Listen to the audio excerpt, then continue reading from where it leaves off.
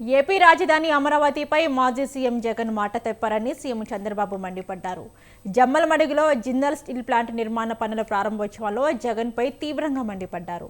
రాజధానిపై జగన్ మతి స్థిమితం లేకుండా మాట్లాడుతున్నారని విమర్శించారు.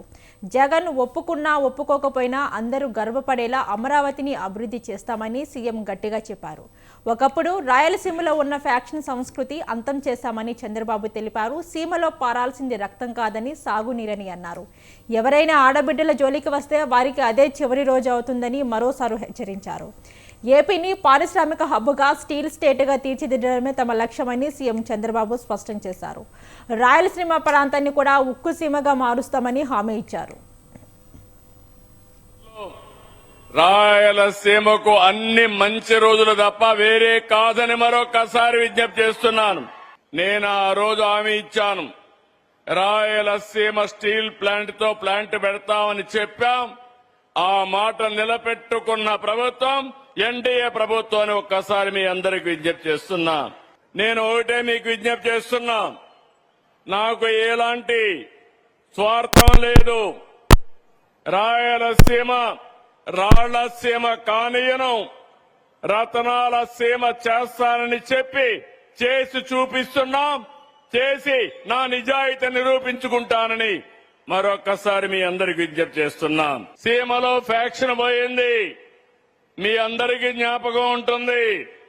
95లో ముఖ్యమంత్రి అవుతానే నేను ఒకటే ఆలోచించాను, ముఠాలు పోవాలి, ఫ్యాక్షన్లు పోవాలి.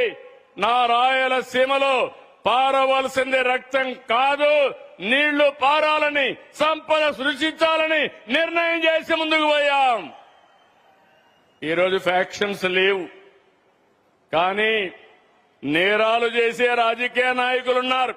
ఈరోజు అధికారం పోయింది.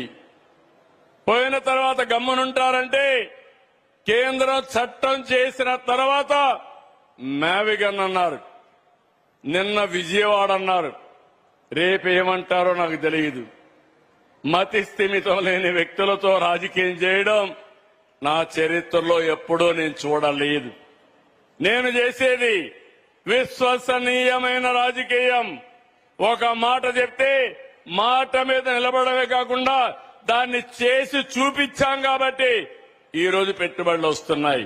ఇటీవల కాలంలో ఎక్కడ చూసినా గంజాయి బ్యాచ్ వచ్చింది, బ్లేడ్ బ్యాచ్లు వచ్చాయి.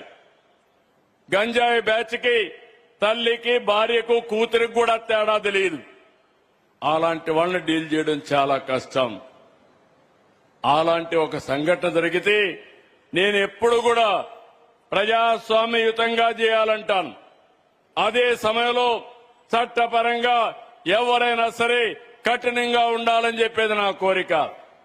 40 ఏళ్లుగా మీరు చూశారు, సిబిఎన్ ఎప్పుడు ముఖ్యమంత్రి అయినా ఆ రాష్ట్రంలో లా అండ్ ఆర్డర్ పర్ఫెక్ట్ గా ఉంటుంది.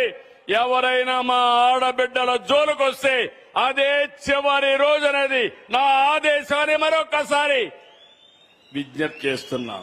ఈ రోజు ఇక్కడ ఉండే ఒక రాజకీయ పార్టీ నాయకుడు, మన ఈ జిల్లాలో ఉండే వ్యక్తి గంజాయి బ్యాచ్ ని వెనకానేసుకుని వచ్చే పరిస్థితి వస్తే బాధేస్తుంది.